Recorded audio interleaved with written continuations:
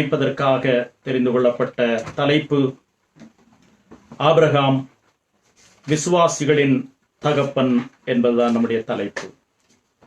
The topic for this morning devotion or meditation is Abraham, father of the faith. உங்களுக்கு கொடுக்கப்பட்ட அந்த வாட்ஸ்அப்பிலே வந்தது father of faith என்று வருகிறது. ஆனால் இப்படி இருந்திருக்க வேண்டும், Abraham father of the faith, Abraham விசுவாசிகளின் தகப்பன் என்பது. பழைய ஏற்பாட்டிலே ஆதியாகமம் 17ஆம் அதிகாரம் 4ஆம் வசனத்திற்கு வருவோம். Genesis chapter 17 and verse 4, verse 5 rather. ஆதியாகமம் 17:5. இனி உன் பேர் ஆபிராம் என்னப்படாமல் நான் உன்னை திரளான ஜாதிகளுக்கு தகப்பனாக ஏற்படுத்தினபடியால் உன் பேர் ஆபிரகாம் என்னப்படும் என்றார். Henceforth you would be known as not Abram but Abraham. Abram என்ற பெயருக்கு பொருள், ஆபிராம் என்று சொன்னால் exalted father. Abraham means exalted father. Abram என்றால் உயர்த்தப்பட்ட தகப்பன் என்பது.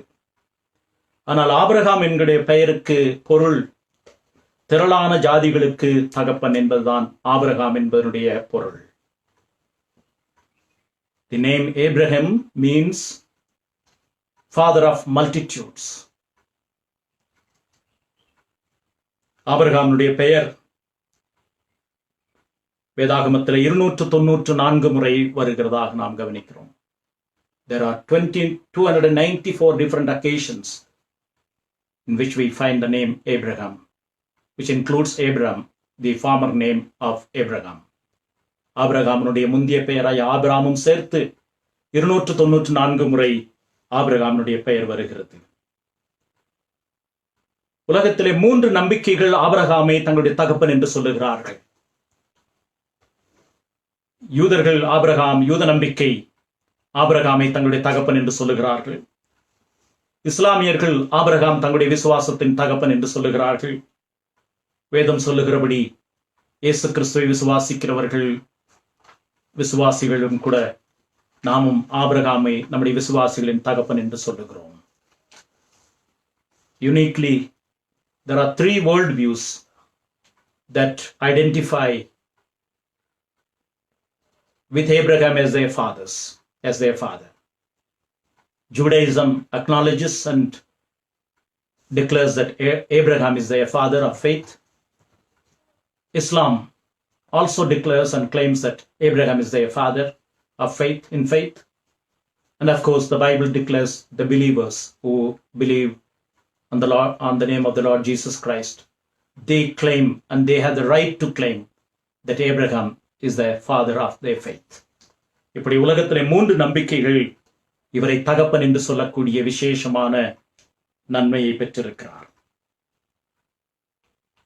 யூதர்கள் எப்படி நம்புகிறார்கள் என்றால் ஒரு ஆச்சரியம். நரகத்திலே வேதனைப்பட்ட ஐஸ்வர்யவான் கூட நரகத்திலே வேதனைப்படும் போது கூட ஆபிரகாமை நோக்கி என்னுடைய தகப்பனே என்று சொல்லுகிறதை பார்க்கிறோம். The importance or the emphasis of Jews was such that even in Acts, when the rich man in the account of Lazarus, when he was languishing in the hell, he called out to Abraham by saying, Father Abraham, my father Abraham. Luke chapter 16 verses 24 and 30. லூக்கா 16ஆம் அதிகாரம் 24ஆம் வசனத்திலே பாதாளத்தில் வேதனைப்படுகிற அந்த மனிதன் அவன் என்ன சொல்லுகிறான்? அப்பொழுது அவன், தகப்பனாகிய ஆபிரகாமே, நீர் எனக்கு இறங்கி லாசரு தன் விரலின் நுனியை தண்ணீரில் தோய்த்து என் நாவை குளிர பண்ணும்படி அவனை அனுப்ப வேண்டும். நரகத்திலே வேதனைப்படுகிற அந்த மனிதன் கூட ஆபிரகாமை பார்த்து என் தகப்பனே என்று சொல்லுகிறான். 30ஆம் வசனத்திலேயும் அதை படிக்கிறோம். அதற்கு அவன், அப்படியல்ல தகப்பனாகிய ஆபிரகாமே. இப்படி யூதர்களுடைய வைராக்கியம் என்னவென்றால், நரகத்திலே போய் சிக்கிக்கொண்ட அந்த மனிதன் கூட, அது ரோமானம், அவன் கூட ஆபிரகாமை தகப்பன் என்று சொல்லுகிறான். The zeal of Jews is such that even the man who is languishing in hell addressing Abraham as Father Abraham. இன்னும் சொல்ல போனால் இயேசு கிறிஸ்துவுக்கும் யூத தலைவர்களுக்குமான அந்த அடிப்படை பிரச்சனை எங்கே இருக்கிறது என்றால், இயேசு கிறிஸ்துவுக்கும் ஆபிரகாமுக்கும் உள்ள உறவை பற்றித்தான் அவர்கள் அடிக்கடி கேள்வி கேட்டுக் கொண்டே இருந்தார்கள்.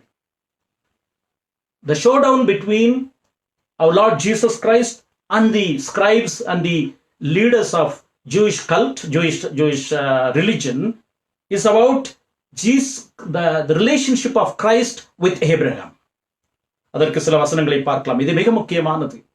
இயேசு கிறிஸ்துவை அவர்கள் மேசியாவாக ஏற்றுக்கொள்ள விருப்பம் இல்லாததற்கு ஒரு அடிப்படை காரணம், ஆபிரகாமோடு அவருக்குள்ள உறவை பற்றி இவர்கள் கேள்வி கேட்டுக்கொண்டே இருந்தார்கள்.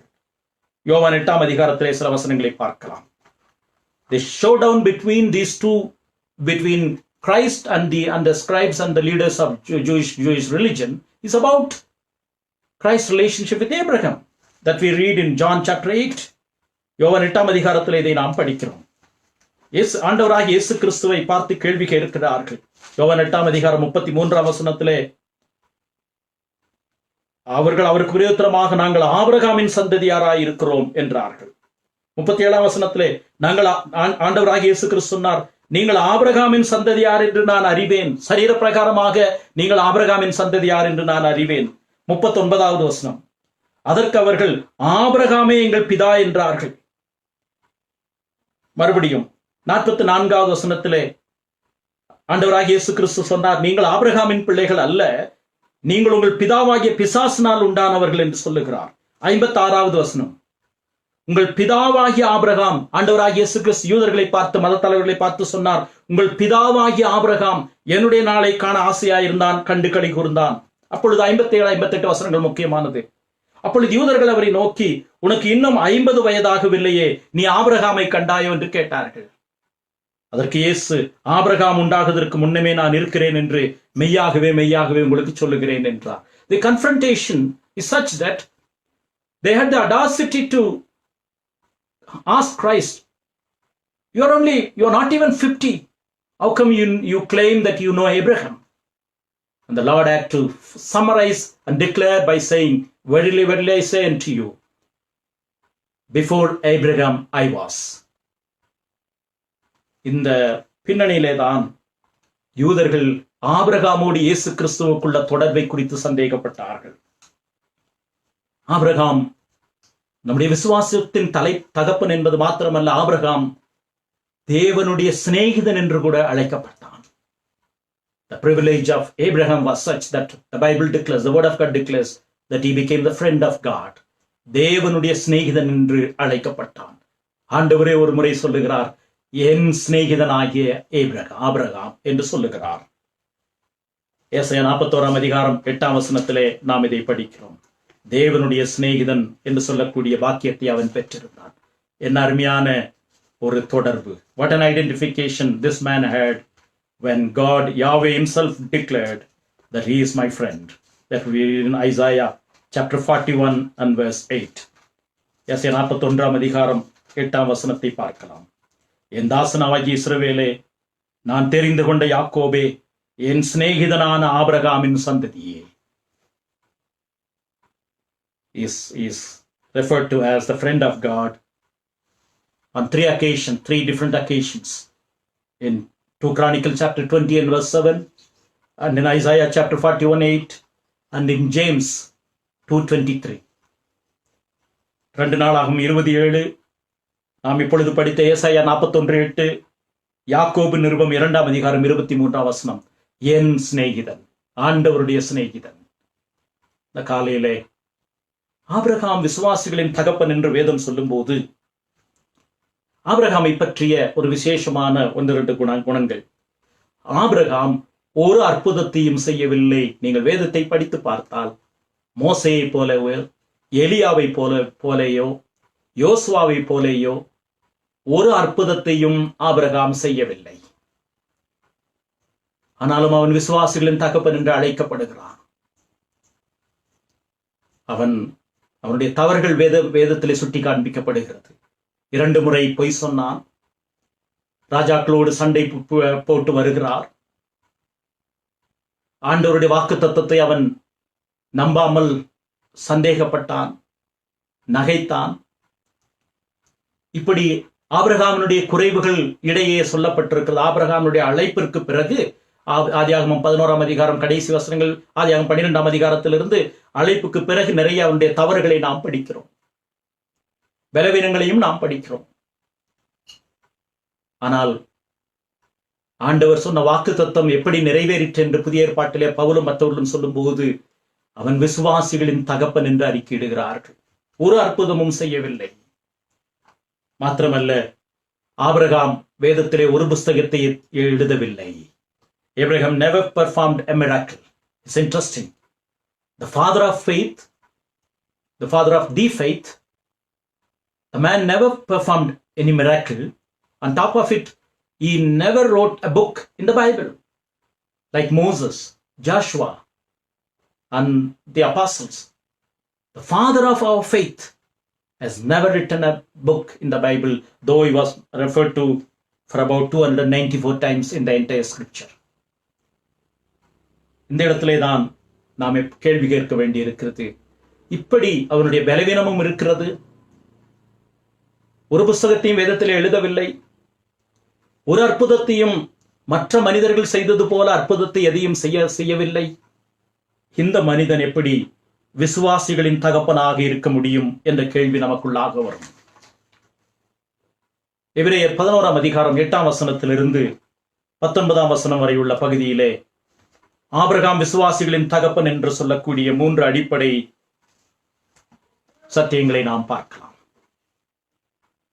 When this man has never performed any miracle and he never wrote a book and he had his own failures, share of failures that are recorded in the scriptures. With this background, how could he be our father of our faith? And the Bible says so. So we need to acknowledge, and on that basis, we need to derive and understand what do we mean by Abraham becoming father of our faith and how we can learn lessons from his life. Please turn with me to Hebrews 11 verses 8 to 19. எபிரேயர் 11ஆம் அதிகாரம் 8ஆம் வசனத்திலிருந்து 19ஆம் வசனம் வரைக்கும். 8ஆம் வசனத்திலே முதலாவது பார்க்கலாம். விசுவாசத்தினாலே ஆபிரகாம் தான் சுதந்திரமாக பெறப்போகிற இடத்திற்கு போகும்படி அழைக்கப்பட்ட போது கீழ்ப்படிந்து தான் போகுமிடம் இன்னதென்று அறியாமல் புறப்பட்டு போனான். விசுவாசிகளின் தகப்பனாகிய ஆபிரகாமுடைய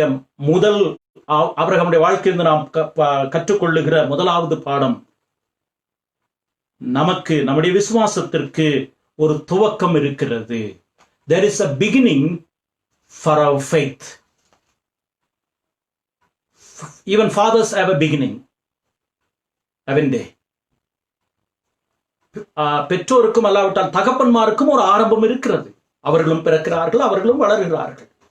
தகப்பன்களுக்கு கூட ஒரு ஆரம்பம் இருக்கிறது. ஆகவே எபிரேயர் 11ஆம் அதிகாரம் 8ஆம் வசனத்திலே நாம் என்ன படிக்கிறோம்? விசுவாசத்தினாலே ஆபிரகாம் சுதந்திரமாக பெறப்போகிற இடத்திற்கு போகும்படி அழைக்கப்பட்ட போது கீழ்ப்படிந்து தான் போகும் இடம் என்னதென்று புறப்பட்டு போனான். ஆபிரகாம் விசுவாசிகளின் தகப்பன் என்றால் அவனுடைய விசுவாசத்தினுடைய ஆரம்பம் faith and obedience, விசுவாசமும் கீழ்ப்படிதலும் என்பதை நாம் பார்க்கிறோம். மனிதனுடைய விசுவாசம் கடவுளுடைய அழைப்பிலிருந்து ஆரம்பிக்கிறது. இது மிக முக்கியமானது. Man's faith originates from the call of God. தேவனுடைய அழைப்பு மிக மிக முக்கியமானது. ஊழியத்திற்கான அழைப்பை பற்றி நாம் இங்கே பேசவில்லை. ஒரு விசுவாசி என்றால் விசுவாசத்தினாலே வரக்கூடிய நன்மையை பெறுகிறவர்கள் என்றால் நிச்சயமாக அவர்களுக்கு என்று ஒரு அழைப்பு இருக்கிறது. ஏனென்றால் வேதத்திலே திரும்ப திரும்ப ஆபிரகாம் அழைக்கப்பட்டான் என்று வேதவசனம் திரும்ப திரும்ப சொல்லுகிறது. அவன் கீழ்ப்படிந்தான். ஆதியாகமம் 12ஆம் அதிகாரம் முதல் வசனத்திலே பார்க்கலாம். ஆதியாகமம் 12:1. faith as a beginning which includes obedience. கர்த்தர் ஆபிரகாமை நோக்கி, நீ உன் தேசத்தையும் உன் இனத்தையும் உன் தகப்பனுடைய வீட்டையும் விட்டு புறப்பட்டு நான் உனக்கு காண்பிக்கும் தேசத்திற்கு போ என்றார். இங்கே நாம் கவனிக்க வேண்டிய விஷயம், 75 வயதாயிருக்கும் போது ஆபிரகாமை தேவன் அழைக்கிறார். இந்த நேரத்தில் அவன் ஆபிரகாம் என்று அழைக்கப்படுகிறான். அவன் தகப்பன் வீட்டை விட்டு புறப்பட வேண்டும், தன்னுடைய தேசத்தை விட்டு தன் இனத்தை விட்டு புறப்பட வேண்டும். அது சாதாரணமான காரியம் கிடையாது. ஏறத்தாழ ஆபிரகாம் வாழ்ந்ததற்கு பிறகு 4000 வருஷத்திற்கு பிறகு அதற்கு அதிகமாக வாழுகிற நாம், கடவுள் பேசினார், கடவுள் நம்மை அழைத்தார் என்று சொல்லுவது சுலபம். ஆனால் ஆபிரகாம் வாழ்ந்த காலத்திலே ஊருக்கு ஒரு தெய்வம் இருந்தார்கள். அவன் பிறந்த மெசபத்தோமியாவிலே ஒரு தெய்வம், அவன் பாதி தூரம் வந்த காரானிலே ஒரு தெய்வம், இன்னும் வேறு இடங்களிலே தெய்வம். இப்படி ஊருக்கு ஒரு தெய்வம், ஊருக்கு ஒரு நன்மை என்று காத்திருக்கும் போது மெசபத்தோமியாவே தன்னை அழைத்த அதே தேவன் தான் காரானூரிலும் பேசினார். அவர்தான் கானான் தேசத்திலும் பேசுகிற தேவன். விசுவாசத்திற்கு அடிப்படை என்னவென்று இங்கே நாம் கவனிக்கிறோம். ஆபிரகாம் விசுவாசிகளின் தகப்பன். அவர் வாழ்ந்த காலம், அவருடைய பெற்றோர்கள் எப்படி வாழ்ந்தார்கள்? அவர்கள் சந்திரனை வணங்குகிறவர்களாக இருந்தார்கள். மெசபத்தோமியா தேசத்தார் அந்த நாட்களிலே சந்திரனை வணங்குகிறவர்களாக இருந்தார்கள். யோசுவா தன்னுடைய புஸ்தகத்தில் அதை சொல்லுகிறார். யோசுவா 24ஆம் அதிகாரம் 2ஆம் வசனத்தை 3ஆம் வசனத்தை பார்க்கலாம். 2-3 வசனங்கள். When the concept was about a God for each nation and each people group, Abraham had this call.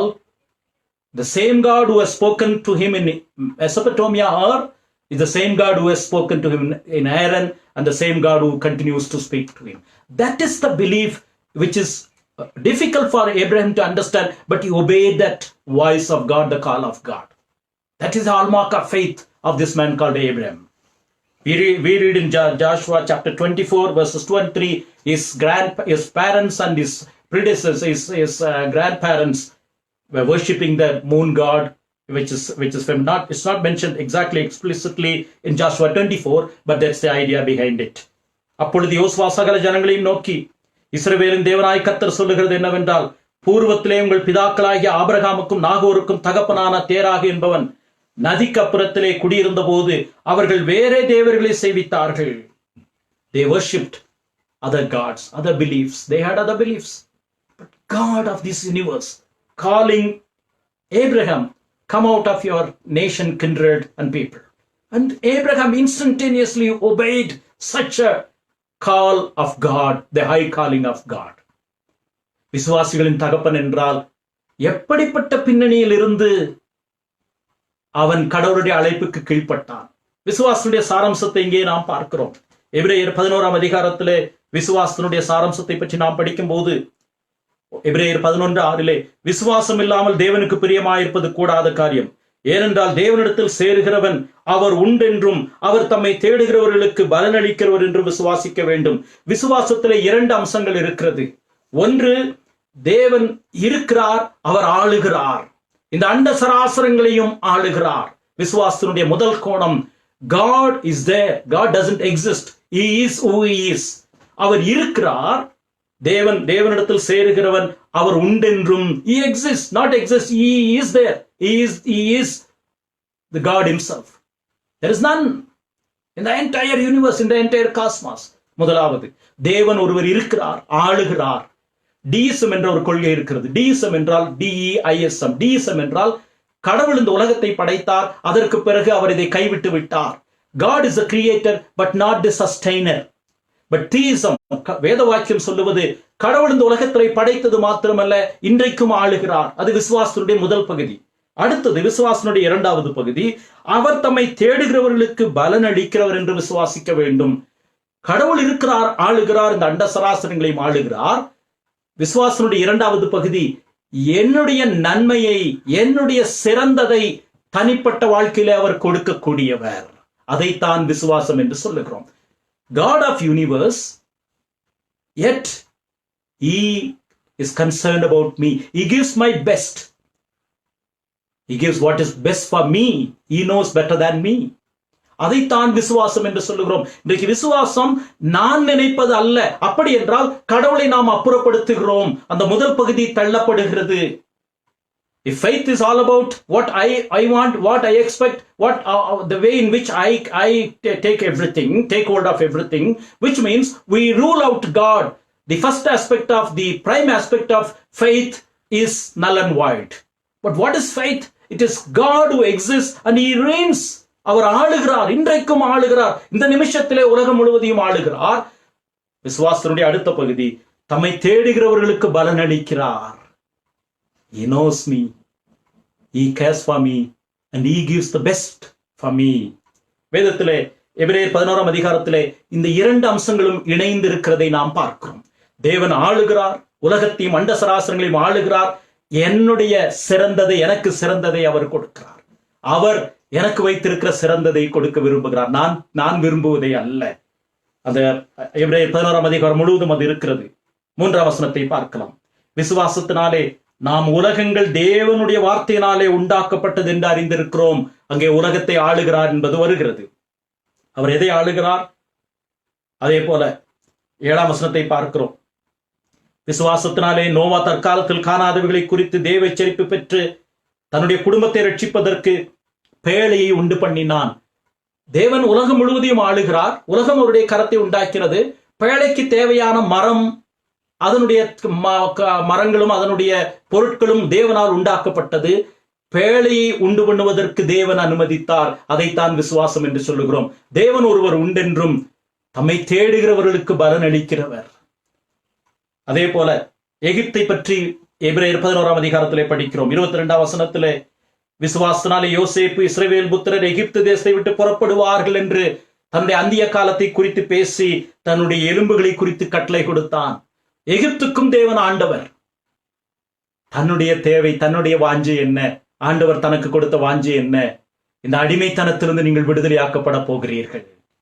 மாத்திரமல்ல, 30ஆம் வசனத்திலே எரிகோவை பற்றி படிக்கிறோம். விசுவாசத்தினாலே எரிகோ பட்டணத்தின் மதில்கள் 7 நாள் சுற்றி. எரிகோவும் கடவுளுடைய சிருஷ்டிப்பு தான். எரிகோவையும் கடவுள் படைத்திருக்கிறார்.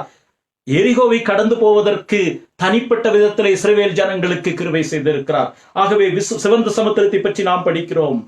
அதே போல சிங்கத்தை பற்றி நாம் படிக்கிறோம். சிங்கத்தினுடைய வாயிலே நிறைய பேர் சிக்கிக் கொண்டார்கள், அவர்கள் விடுதலையாக்கப்பட்டார்கள். சிங்கத்தையும் தேவன் படைத்தார். சிங்கத்தின் வாயிலே சிக்கொண்டு ஆண்டவர் தம்முடைய சித்தத்தின்படி மீட்டுக் கொண்டார். சிலர் அப்படி நடக்கவில்லை. சிலர் நிந்தைகளை அனுபவித்தார்கள். தேவன் எல்லாவற்றையும் ஆளுகிறார். சில சமயத்திலே நிந்தனைகளையும் அக்னியையும் நிறைய பேர் கடந்து போக வேண்டியிருந்தது. ஆகவே விசுவாசத்தினுடைய சாரம்சம், தேவன் உண்டு, அவர் ஆளுகிறார், அவர் சர்வத்தையும் ஆளுகிறார். ஆனால் என்னை தனிப்பட்ட விதமாக எனக்கு சிறந்ததை அவருடைய சித்தத்தின்படி கொடுக்க அவர் போதுமானவராய் இருக்கிறார். He is all powerful, he is sufficient for me. என்னுடைய தேவைகளுக்கு. இதைத்தான் காணப்படாதவர்களின் நிச்சயம், விசுவாசமானது நம்பப்படுகிறவர்களின் உறுதியும் காணப்படாதவர்களுமா நிச்சயமாய் இருக்கிறது. யூத போதகர்கள் என்ன போதித்தார்கள் என்றால், கடவுள் எல்லாரையும் பார்த்தார். அங்கே ஆபிரகாம் என்று சொல்லக்கூடிய மனிதன், ஆபிராம் என்று சொல்லக்கூடிய மனிதன் பக்திமானாய் இருந்தான்.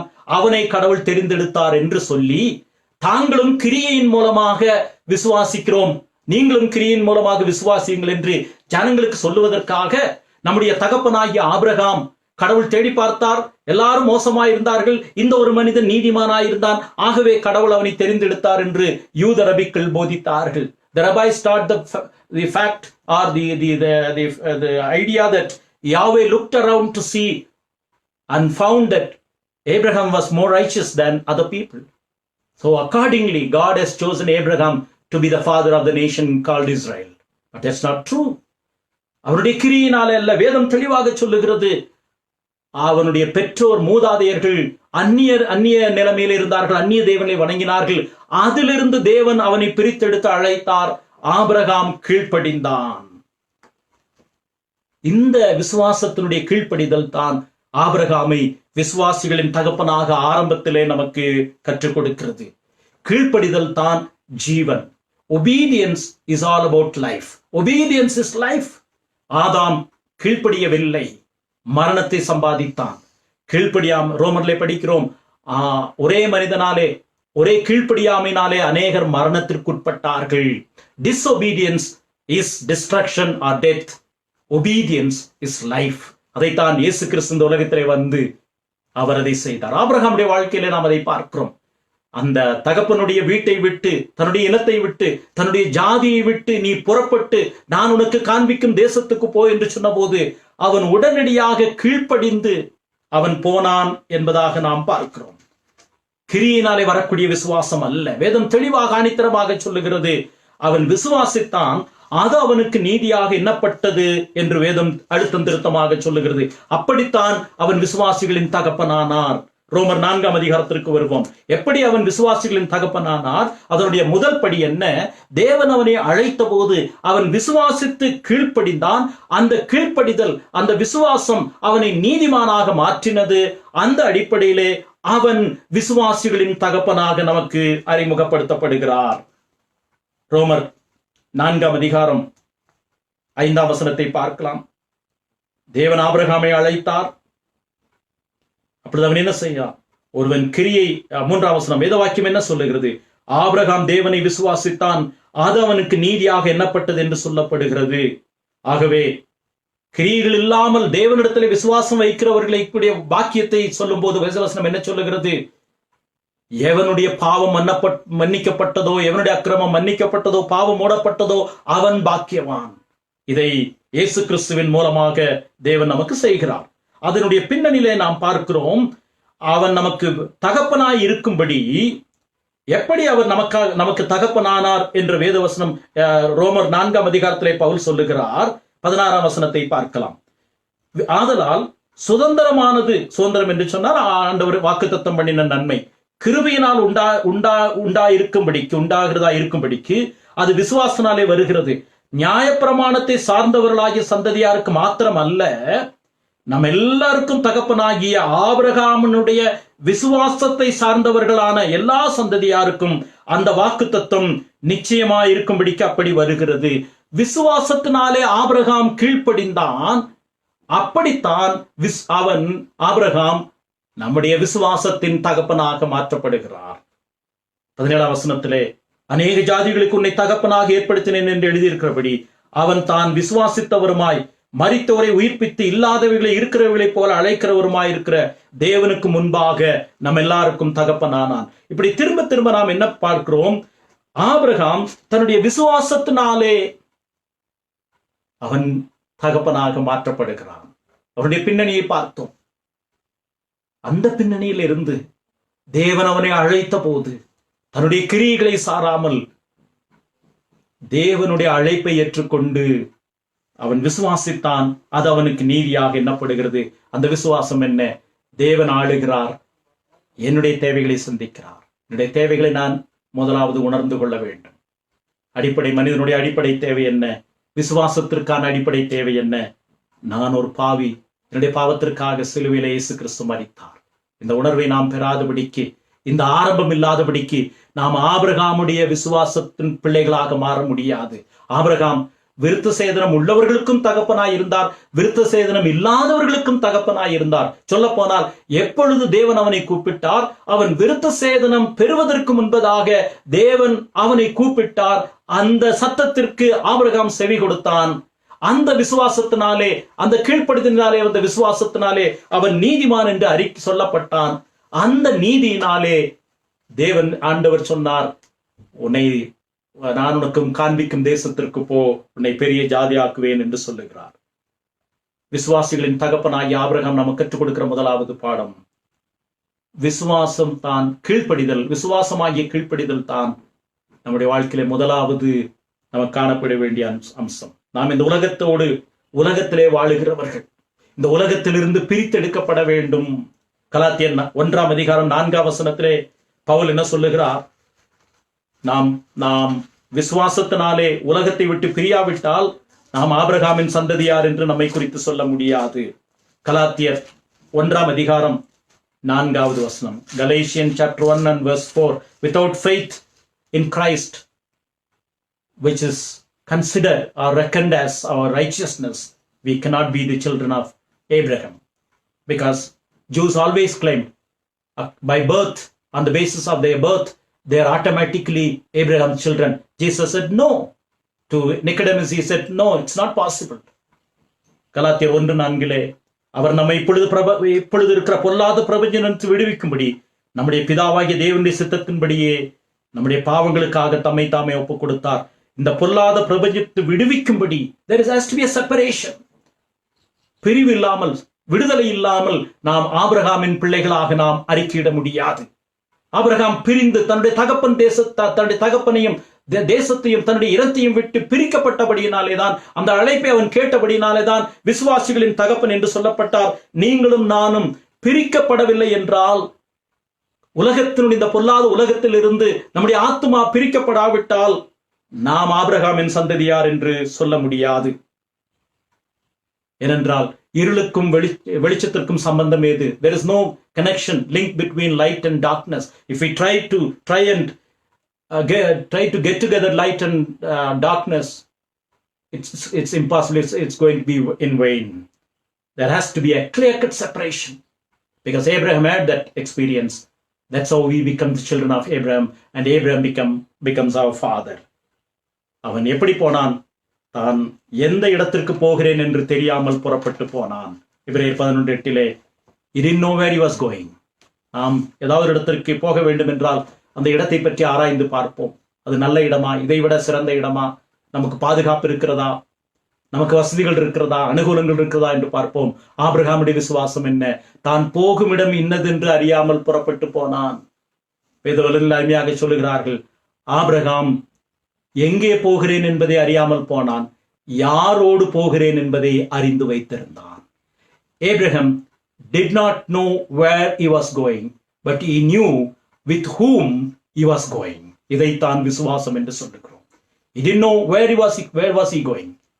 He didn't know how his life going to be. He was ignorant about all those things, but he knew one thing. He knew with whom he was going with. யாரோடு போகிறேன் என்பதை அறிந்திருப்பதுதான் விசுவாசம். விசுவாசத்திற்கு துவக்கம் உண்டு, அந்த துவக்கம் கீழ்ப்படிதல். இப்படித்தான் ஆபிரகாம் விசுவாசிகளின் தகப்பனானான்.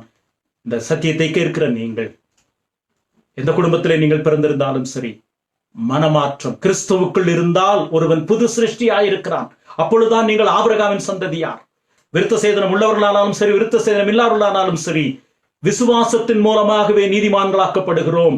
அந்த விசுவாசம் இயேசு கிறிஸ்துவின் மூலமாக வருகிறது. ரோமர் 4 நாம் படித்தோம். அந்த விசுவாசத்தினுடைய இறுதியிலே ரோமர் 4 பவுல் ஆபிரகாமுடைய விசுவாசத்தை எல்லாம் சொல்லிவிட்டு, அவருடைய பின்னணி எல்லாம் சொல்லிவிட்டு கடைசியில் எப்படி முடிக்கிறார்? ரோமர் 4:23 அது அவனுக்கு நீதியாக எண்ணப்பட்டது என்பது அவனுக்காக மாத்திரமல்ல, நமக்காகவும் எழுதப்பட்டிருக்கிறது. நம்முடைய கர்த்தராகிய இயேசுவை மரித்தோரிலிருந்து எழுப்பினவரை விசுவாசிக்கிற நமக்கும் அப்படி எண்ணப்படும். அவர் நம்முடைய பாவங்களுக்காக ஒப்புக் கொடுக்கப்பட்டு நாம் நீதிமான்களாக்கப்படுவதற்காக எழுப்பப்பட்டும் இருக்கிறார். இந்த விசுவாசத்தை, பிரித்தெடுக்கப்பட்ட கிறிஸ்துவை விசுவாசித்து அவர் சிலுவையிலே எனக்காக மரித்தார், என்னுடைய பாவத்திற்கு வர வேண்டிய தண்டனை அவர் எடுத்துக்கொண்டார் என்று வேதவசனம் சொல்லுகிற அந்த விசுவாசத்தினுடைய மனம் திரும்புதலோடு கூடிய விசுவாசத்தை நீங்கள் பெறாவிட்டால் நீங்கள் ஆபிரகாமுடைய சந்ததி யார் கிடையாது. எப்படி யூதர்கள் நாங்கள் ஆபிரகாமின் சந்ததி, ஆபிரகாமினுடைய பிதா என்று சொன்னார்களோ, யோவான் 8 படித்ததை போல, அப்பொழுது இயேசு கிறிஸ்து அவர்களுக்கு என்ன சொன்னார்? நீங்கள் ஆபிரகாமின் சந்ததி சரீரத்திலே, ஆனால் நீங்கள் பிசாசுடைய கிரியைகளை செய்கிறீர்கள் என்று அவர்களை எச்சரித்தது போல, இந்த காலையில் இந்த செய்தியை கேட்கிற நாம் இயேசு கிறிஸ்துவை சொந்த ரட்சகராக ஏற்றுக்கொள்ளாவிட்டால் ஆபிரகாமுடைய சந்ததி யார் கிடையாது. இன்னும் சொல்ல போனால் புறஜாதிகளாகிய நாம் ஆபிரகாமை சரீரத்தின் பிரகாரமாக கூட நாம் என்ன செய்ய முடியாது, தகப்பன் என்று ஏற்றுக்கொள்ள முடியாது. ஆனால் அதை காட்டிலும் அதிகமாக இயேசு கிறிஸ்துவை விசுவாசிக்கும் போது அவருடைய தகப்பனாக மாறுகிறார். இப்படி அவர் கீழ்ப்படிந்தார் என்பதை நாம் பார்க்கிறோம். இரண்டாவது, ஆபிரகாம் எப்படி விசுவாசிகளின் தகப்பனானார்? எபிரேயர் 11:9 16 வரைக்கும் சுருக்கமாக பார்க்கலாம். விசுவாசத்திலே முதிர்ச்சி இருக்கிறது. There is maturity that is involved in faith.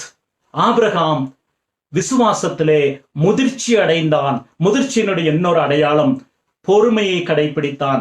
விசுவாசத்திலே பொறுமை உண்டு.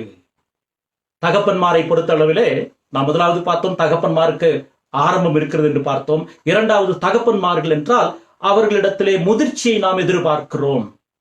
அவர்கள் அனுபவத்திலும், அவர்களுடைய கல்வியிலும், அவருடைய சிந்தனையிலும் பிள்ளைகளை காட்டிலும் தகப்பன்மார் முதிர்ச்சியுடையவர்கள், பொறுமையுடையவர்கள், சிறு வயதில் இருந்ததை போல அவர்கள் இருக்க மாட்டார்கள். ஆபிரகாம் விசுவாசிகளின் தகப்பன் என்று சொல்லும் போது, தேவன் அவனை அழைத்த பொழுது கீழ்ப்படிந்து தன்னுடைய தகப்பனையும் தன் இனத்தையும் தன் வீட்டையும் விட்டு புறப்பட்டு தான் போகிற இடம் என்னதென்று அறியாமல் புறப்பட்டு போனான்.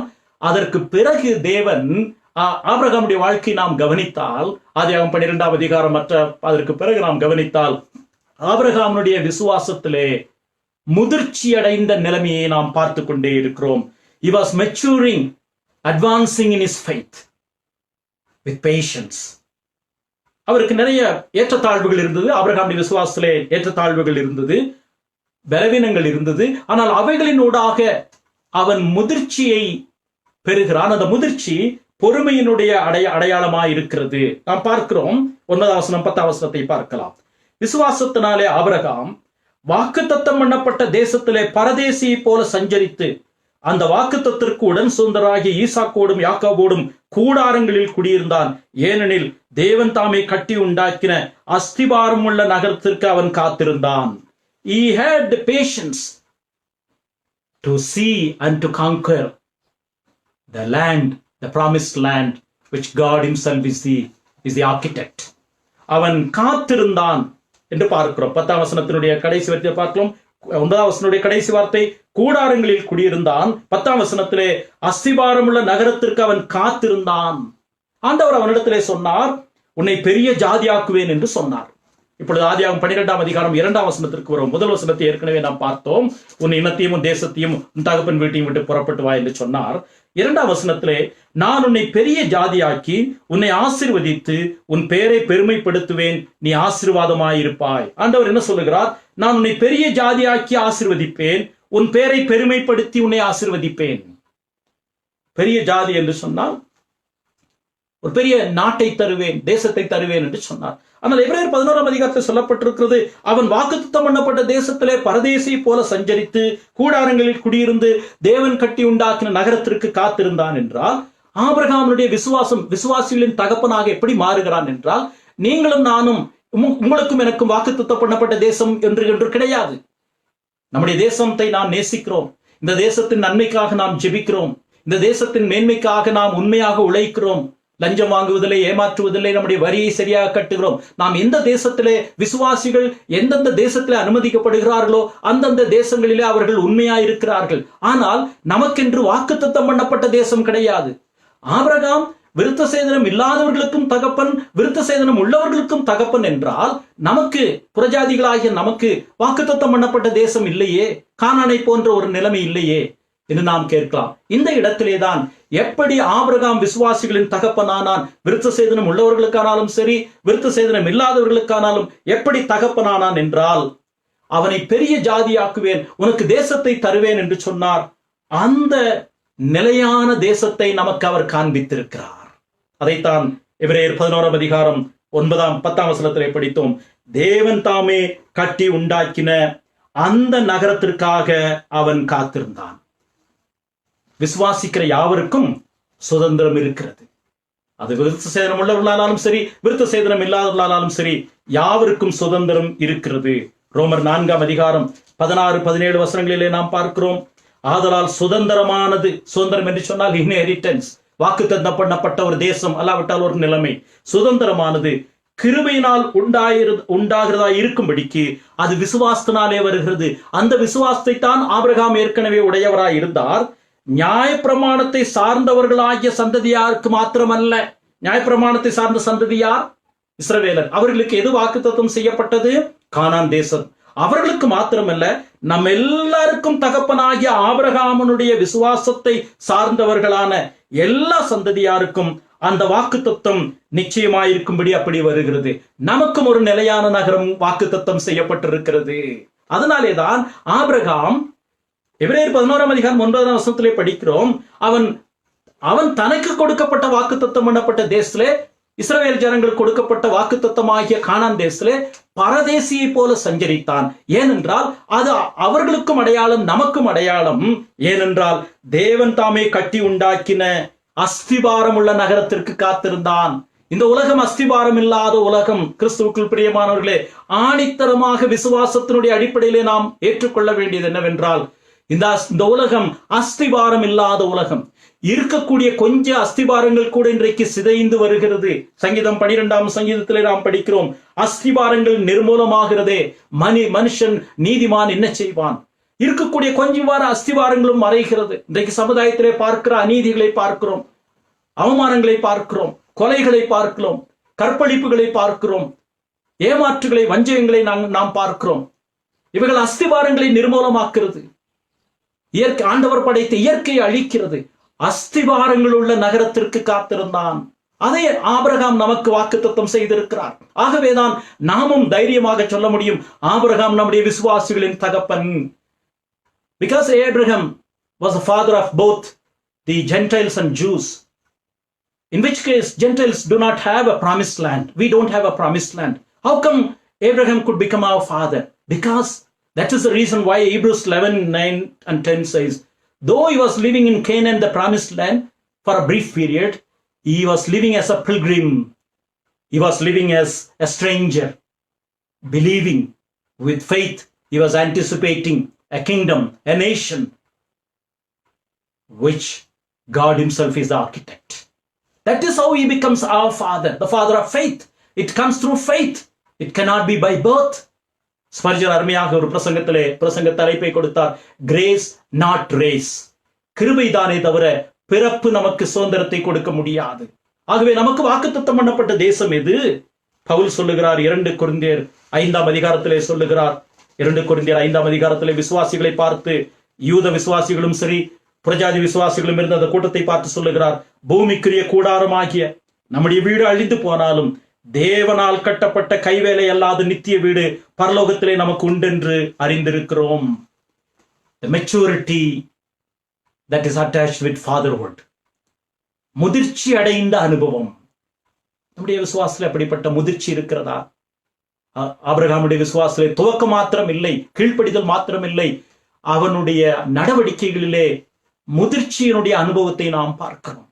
இன்னும் சொல்ல போனால் பொறுமையாக அவன் காத்திருக்கிறான். அவனுக்கு கொடுக்கப்பட்ட வாக்குத்தத்தம், நீ ஒரு பிள்ளையை பெறுவாய் என்று சொன்ன வாக்குத்தத்தம் 25 வருஷங்கள் நடக்கவில்லை. அதுவரைக்கும் அவன் பொறுமையோடு காத்திருக்கிறான். 100 வயதிலே ஈசாக்கு அவனுக்கு பிறக்கிறான். இப்படி முதிர்ச்சி அடைகிற அனுபவம் என்பது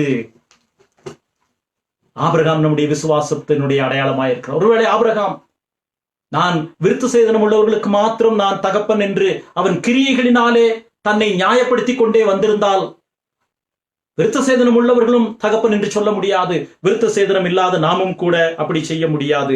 ஆனால் அந்த முதிர்ச்சியினுடைய அனுபவத்தினாலே தான் அவன் என்ன செய்கிறான்? கூடாரங்களிலே குடியிருந்தான். ஏனென்றால் தேவன் கட்டி உண்டாக்கின அஸ்திபாரம் உள்ள நகரத்திற்கு காத்திருந்தான். ஆகவேதான் வேதவசனம் என்ன சொல்லுகிறது? அதனுடைய தொடர்ச்சியாக எபிரேயர் 11ஆம் அதிகாரம் 9ஆம் வசனத்திலிருந்து தொடர்ச்சியாக பார்க்கிறோம். 16ஆம் வசனத்தை பார்க்கலாம். அது அல்ல, அதிலும் மேன்மையான பரமதேசத்தை விரும்பினார்கள். ஆபிரகாம், ஈசாக்கு, யாக்கோபு முற்பிதாக்கள் மேன்மையான பரமதேசத்தை விரும்பினார்கள். ஆகையால் தேவன் அவர்களுடைய தேவன் என்ன வெட்கப்படுகிறதில்லை, அவர்களுக்கு ஒரு நகரத்தை ஆயத்தம் பண்ணினாரே. God was not ashamed to be called as, known as the father of Abraham, Isaac and Jacob. Why?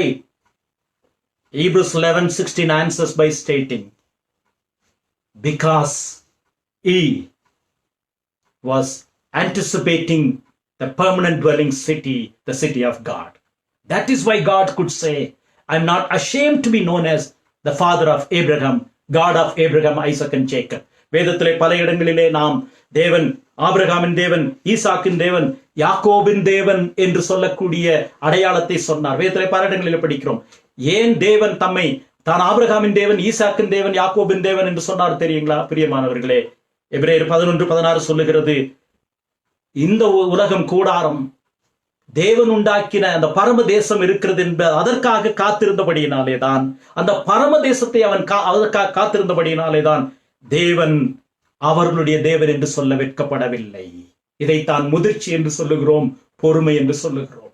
இந்த கடினமான நாட்களிலே நாம் ஆபிரகாமின் சந்ததியார், நம்முடைய விசுவாசத்தின் தகப்பன் ஆபிரகாம் என்று சொன்னால், இந்த உலகத்தின் இடர்பாடுகள் நெருக்கடிகள் மத்தியிலே நிலையான நகரத்தை தேவன் நமக்காக ஆயத்தம் பண்ணி இருக்கிறார். அதுவரையிலே இந்த உலகத்திலே தேவன் கொடுக்கிற சுவாசம், நன்மைகளை, பலத்தை அவருடைய நாம மகிமைக்காக நாம் பிரயோகிக்க வேண்டும். அதைத்தான் முதிர்ச்சி என்று சொல்லுகிறோம், முதிர்ச்சி அடைந்த நிலைமை என்று சொல்லுகிறோம். ஆபிரகாமை பார்த்த ஆண்டவர் சொன்னார், ஒரு தேசத்தை கொடுப்பேன், உன்னை திரளான ஜாதியாக்குவேன், உன்னுடைய பெயரை விளங்க பண்ணுவேன், உன்னுடைய நாமத்தை நான் விளங்க பண்ணுவேன். எப்படி ஆபிரகாமுடைய நாமம் விளங்கிற்று? இன்னைக்கு யூதர்கள் ஆபிரகாமுடைய நாமத்தை சொல்லுகிறார்கள். ஆபிரகாம் எங்களுடைய பிதா, நாங்கள் அவருடைய சந்ததியிலே வந்தவர்கள் என்று. நீங்களும் நானும் எப்படி சொல்ல முடியும்? விசுவாச கூட்டத்தார் எப்படி சொல்ல முடியும்? நம்முடைய நாமங்கள் பரலோகத்தில் எழுதப்பட்டிருக்கிறது. Our names are written in the book of life. That is how Abraham has become the father of faith. ஆதியாகமம் 11ஆம் அதிகாரத்திலே பாபேல் கோபுரத்தை கட்டும்போது அவர்கள் என்ன சொன்னார்கள்? நமக்கு பெயரை உண்டு பண்ணுவோம் என்று சொன்னார்கள். Genesis 11:4, when people were building Babel, the Tower of Babel, they said, we'll make a name for ourselves. That collapsed. And in Genesis 12, the next chapter, God told Abraham, I will make you a name.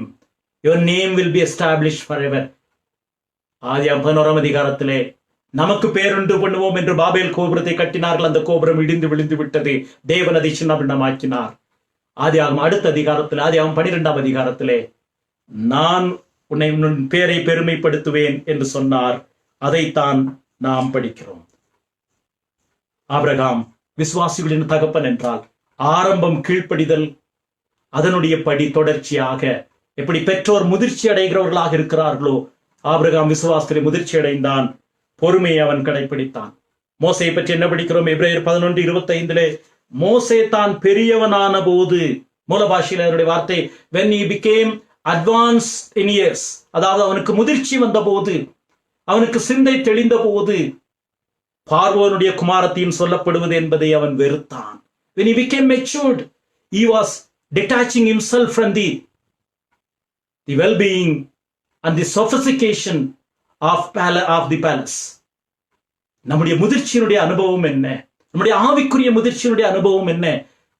ஆண்டவரோடு, அவருடைய கிருபையோடு இன்னும் நெருக்கமாக, இந்த உலகத்தின் இச்சைகளிலிருந்து நான் விலகி ஆண்டவருடைய கிருபைக்கு நேராக முன் செல்ல வேண்டும் என்பதுதான் ஆவிக்குரிய முதிர்ச்சியினுடைய அனுபவம். இந்த விசுவாசத்தை நாம் உடையவர்களாக இருக்கிறோமா? மோசேயினுடைய அனுபவத்தை நாம் பார்க்கிறோம். எபிரேயர் 6ஆம் அதிகாரம் 12ஆம் வசனத்திலே விசுவாசம் பொறுமை உடையது என்பதை நாம் படிக்கிறோம்.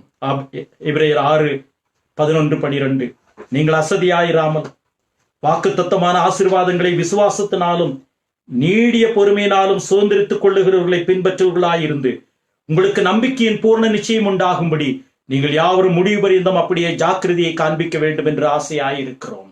ஆபிரகாமுக்கு தேவன் வாக்குத்தத்தம் பண்ணின போது ஆணையிடும்படி தம்மிலும் பெரியவர் இல்லாதபடியினாலே தமது பேர்ல ஆணையிட்டு, நிச்சயமாக நான் உன்னை ஆசீர்வதித்து உன்னை பெருகவே பண்ணி என்றார்.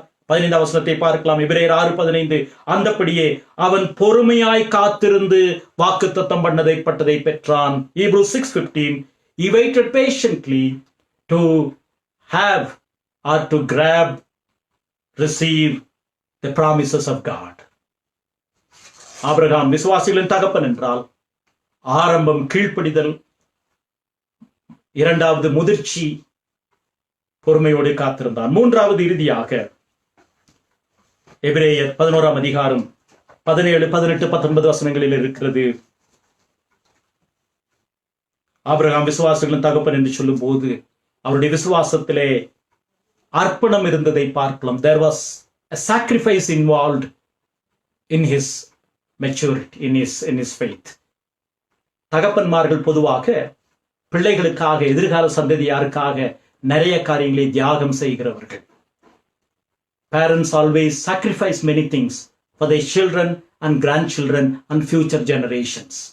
ஆபிரகாம் தன்னுடைய எதிர்கால சந்ததிக்காக தியாகம் செய்தான், அர்ப்பணம் செய்தான். இதைத்தான், அதனால்தான் ஆபிரகாம் நம்முடைய தகப்பனாக அவன் அங்கீகரிக்கப்படுகிறார்.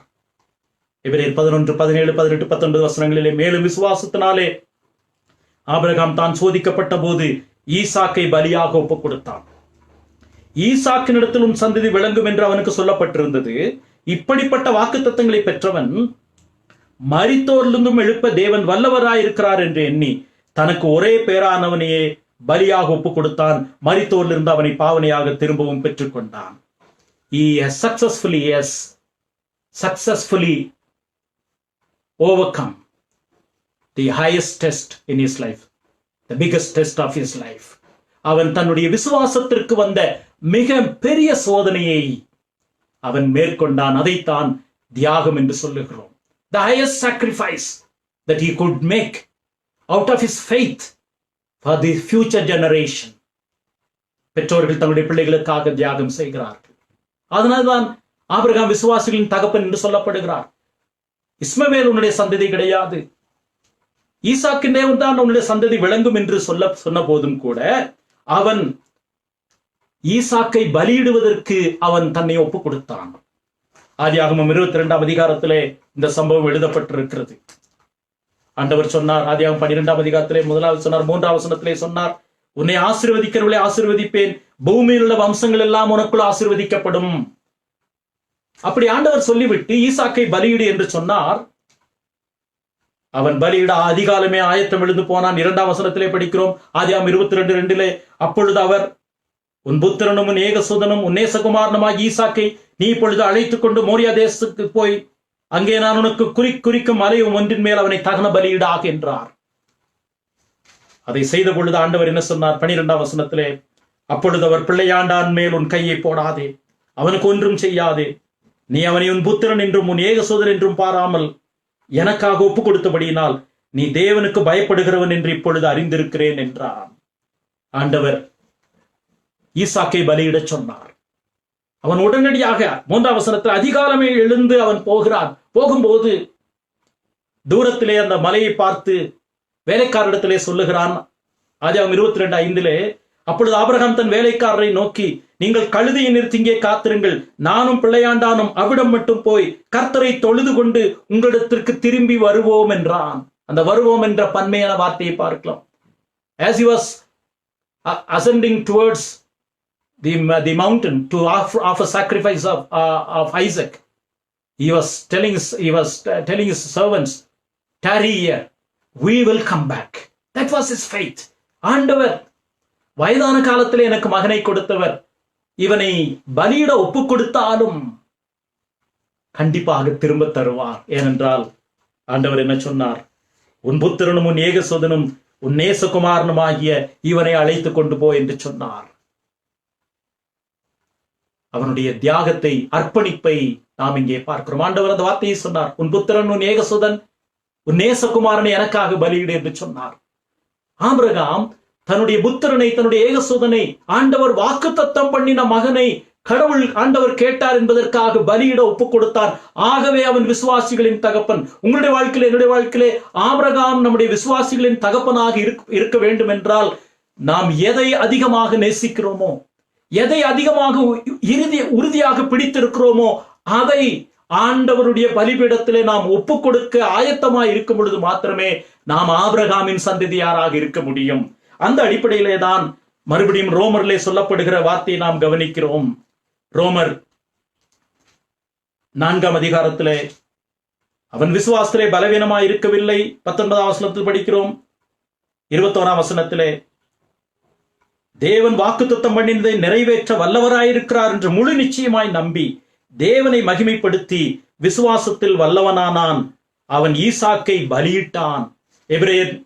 யாக்கோபு நிருபத்திற்கு வருவோம். யாக்கோபு நிருபத்திலே அவன் எப்படி தேவனுடைய சிநேகிதன் என்று அழைக்கப்பட்டான். ஆபிரகாம் தேவனை விசுவாசித்தான். 21ஆம் வசனம், யாக்கோபு 2:21, நம்முடைய பிதாவாகிய ஆபிரகாம் தன் குமாரன் ஈசாக்கை பலிபீடத்தின் மேல் செலுத்தின போது தன்னுடைய கிரியைகளின் மூலமாக தன்னுடைய நீதியை வெளிப்படுத்தினான். அவன் பலியிட ஆயத்தமாயிருந்தான். மறுபடியும் அவனை திரும்ப பாவனையாக பெற்றுக்கொண்டான். உயிர்த்தெழுதலினுடைய நம்பிக்கையை நாம் இங்கே பார்க்கிறோம். ஈசாக்குக்கு பதிலாக ஒரு பழுதற்ற ஆடு, முள்புதரிலே சிக்கிக் கொண்டிருந்த ஆடு பலியிடப்பட்டது. அது கிறிஸ்துவுக்கு அடையாளம். ஆபிரகாம் எப்படி விசுவாசிகளின் தகப்பனானார்? அவர் கிறிஸ்துவின் உயிர்த்தெழுதலினுடைய அடையாளமாக தன்னுடைய குமாரனை பலியிட ஒப்பு கொடுத்தார். நாமும் உயிர்த்தெழுதலினுடைய நம்பிக்கையோடு நம்முடைய நாட்களை நாம் கடந்து போகிறோம். There is a hope of resurrection, that Christ would come, that he would take us into eternal bliss and glory. The resurrection. Abraham என்னுடைய நாளை காண ஆசையாயிருந்தான், கண்டு கலிகூர்ந்தான் என்று சொல்லப்படுகிறதே, அதைத்தான் நிறைவேற்றினான். ஆண்டவருடைய சமூகத்திலே, ஆண்டவருடைய பிரசன்னத்திலே எந்த ஒரு தியாகமும் மறுபடியும் மகிமைக்கு நேராகத்தான் நம்மை வழி நடத்த முடியும். Any sacrifice in the kingdom of God will be recompensed with higher glory. கடவுள் நம்முடைய நீதியை, நம்முடைய கிரியைகளை மறந்து விடுவதற்கு அநீதியுள்ள தேவன் அல்ல. ஆபிரகாம் விசுவாசிகளின் தகப்பன். அவனுடைய சந்ததியின் மூலமாக, அந்த சந்ததி இயேசு கிறிஸ்துவே என்று பவுல் சொல்லுகிறார். அந்த சந்ததி ஈசாக்கின் மூலமாக வந்த இயேசு கிறிஸ்து. ஆனால் அது ஈசாக்கை பலியிட சொன்ன பொழுது பலியிட்டான். தியாகத்தை பார்க்கிறோம், அர்ப்பணிப்பை பார்க்கிறோம். இந்த 3 அம்சங்களும் ஆபிரகாம் விசுவாசிகளின் தகப்பன் என்று சொல்வதற்கு ஏதுவாயிற்று.